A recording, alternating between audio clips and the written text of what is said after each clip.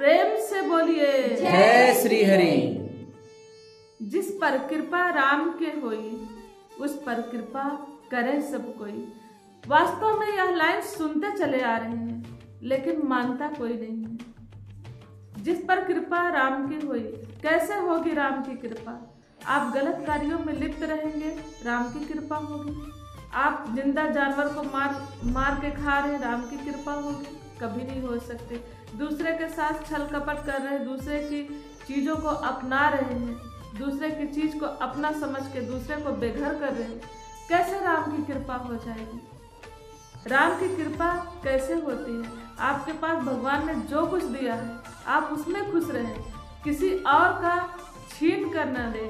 अगर मिल जाता है तो ले लीजिए। आप अपने रोजी रोटी में अपना समय दें और अपने घर परिवार में सुख सुकून से रहें, दूसरे को दुख न दें, माता पिता की सेवा करें, तब आप पर राम की कृपा होगी। कहते ना, सबसे ज़्यादा पसंद क्या है भगवान श्री राम जी को? सत्संग। जो सत्संगी होता है, कहते हैं ना कि जो सत्संगी है उसके ऊपर भगवान श्री राम जी की स्वयं कृपा बनी रहती है, क्योंकि उन्हें पता है कि जो सत्संगी है उसके जीवन में कुछ गलत कार्य नहीं वह कर सकता। वह समाज की सेवा में लिप्त है, अपने कार्यों में लिप्त है और अपना सारा घर परिवार को बैलेंस करके चल रहा है, उस पर राम की कृपा जरूर होती है।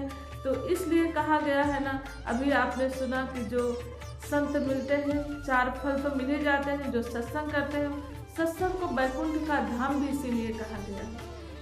आपके विचार मंदिर से तो नहीं बदलते, लेकिन सत्संग से जरूर बदल जाते हैं। वास्तव में जो सत्संगी होता है उसकी तुलना आप किसी से नहीं कर सकते हो।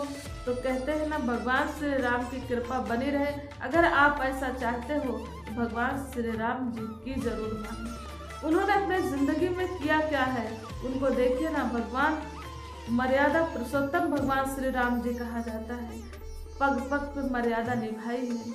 तो इस तरीके से आप अपने जीवन को भी जिए, ताकि आपका भी जीवन मर्यादित हो सके, आप पे भी भगवान की ऐसे ही कृपा हो जाए।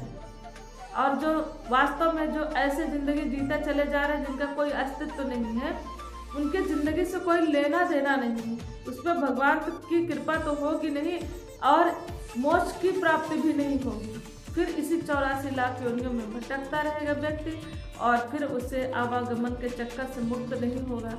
लेकिन कहते हैं जो सत्संगी होते हैं, गुरु के चरणों में समर्पित होते हैं, वह आवागमन के चक्कर से मुक्त हो जाते हैं, मोक्ष को प्राप्त हो जाते हैं, परम धाम को प्राप्त हो जाते हैं।